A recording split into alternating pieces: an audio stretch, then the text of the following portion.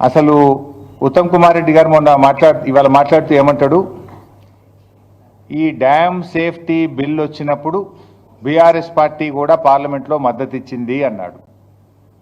కానీ ఇక్కడ సర్ప్రైజింగ్లీ ఈ డ్యామ్ సేఫ్టీ బిల్లు పార్లమెంట్లో వచ్చినప్పుడు కాంగ్రెస్ పార్టీ దీన్ని వ్యతిరేకించింది. అప్పుడు ఇదే ఉత్తమ్ కుమార్ రెడ్డి కూడా ఎంపీగా ఈ బిల్లును వ్యతిరేకించినటువంటి వ్యక్తిగా లోక్సభలో ఉన్నాడు.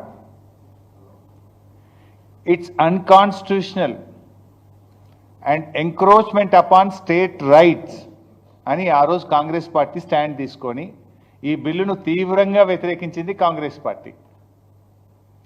ఇవాళ ఆనాడు ఈ బిల్లును వ్యతిరేకించిన కాంగ్రెస్ పార్టీ ఇప్పుడు రాజకీయంగా కాంగ్రెస్ బీజేపీలు కుమ్మక్కైపోయి ఈ బిల్లు బైబిలు, ఈ బిల్లు ఖురాను, ఈ బిల్లు భగవద్గీత అని చెప్పి ఇవాళ ఉత్తమ్ కుమార్ రెడ్డి గారు ప్రవచనాలు ఇస్తా ఉన్నాడు.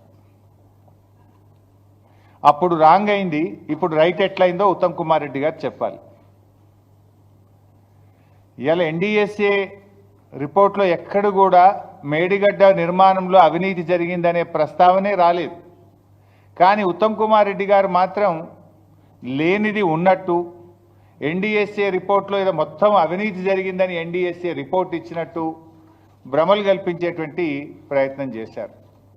అంటే ఒక విషయం మనకు క్లారిటీగా అర్థమవుతుంది భాయ్. కాంగ్రెస్ పార్టీ ఎన్ని అడ్డంకులు సృష్టించినా బీఆర్ఎస్ రజతోత్సవ సభ అద్భుతంగా విజయవంతమైంది.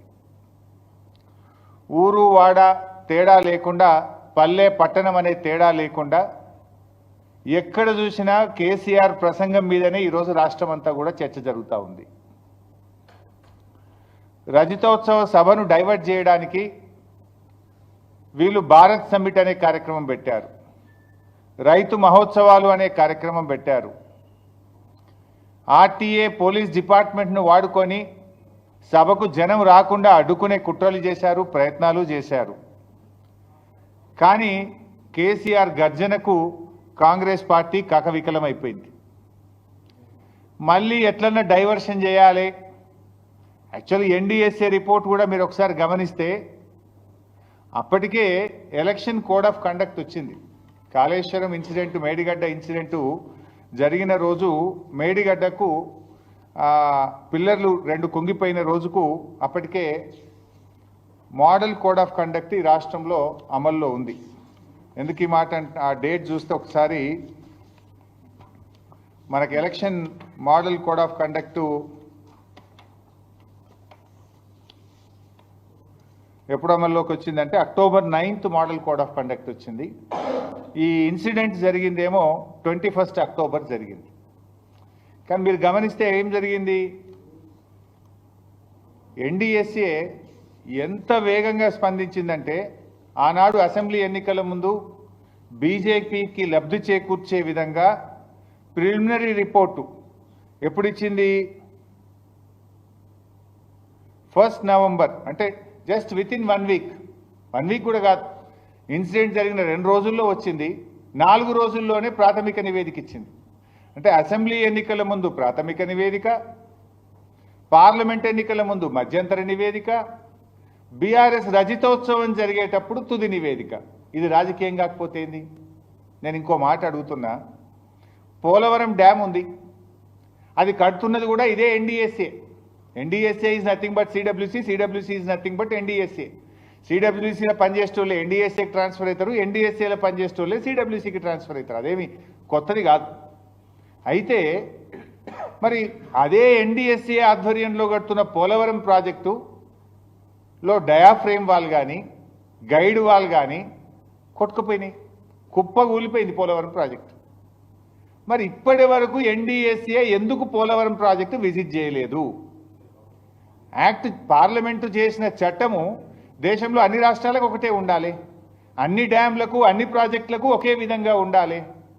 ఇక్కడ తెలంగాణలో 2 పిల్లర్లు గుంగితే 3 రోజుల లోపల వస్తావు, 4 రోజుల లోపల రిపోర్ట్ ఇస్తావు.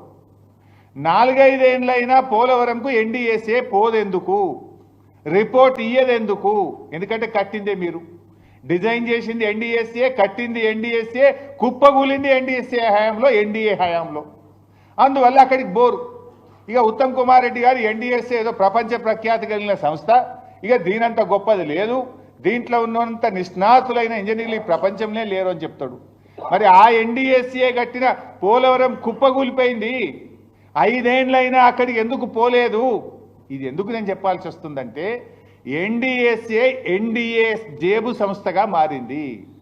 ఈ దేశంలో ఈడీ సిబిఐలను ఎట్లా వాడుతున్నారో ఎన్డీఎస్ఏను కూడా అదే పద్ధతిలో వాడుతున్నారనడానికి ఇది ఒక నిదర్శనము.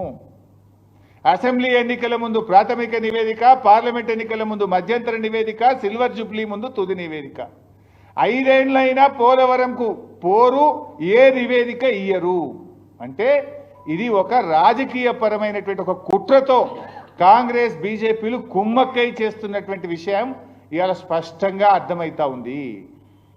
ఇప్పుడు ఎస్ఎల్బీసీ కుప్పకూలిపోయింది, ఇదేదో డిజాస్టర్స్ అని మాట్లాడుతుండు ఉత్తమ్ కుమార్, ఒత్తి పలుకుతుండు. ఎస్ఎల్బీసీ కంటే పెద్ద డిజాస్టర్స్ ఏంది? ఆగమాగం పోయి తొందరగా పనిచేయవి, 8 మంది ప్రాణాలు తీసినావు, కనీసం శవాలను కూడా బయటకు తీయలేని చేతగాని దద్దమ్మ ప్రభుత్వం ఈ కాంగ్రెస్ ప్రభుత్వం. అంతకంటే డిజాస్టర్స్ ఇంకోటి ఉంటుందా మిస్టర్ ఉత్తమ్ కుమార్ రెడ్డి? 60 రోజులైంది, 60 రోజులైనా డెడ్ బాడీలను కూడా బయటకు తీయలేనటువంటి చేతగాని ప్రభుత్వం ఈ కాంగ్రెస్ ప్రభుత్వం. మీరు వచ్చినాక ఖమ్మం జిల్లాలో పెదవాగ్ కొట్టుకుపోయింది, సుంకిశాల కుప్పగూలింది, పాలమూరు ఎత్తిపోతల పథకంలో వట్టెం పంప్ హౌస్ నిండా మునిగిపోయింది, ఎస్ఎల్బీసీ టనల్ కూలిపోయి 8 మంది ప్రాణాలు బలిగొన్నావు నువ్వు. ఇంకా మీరేదో పెద్ద శుద్ధపూసల లెక్క మాట్లాడుతున్నారు.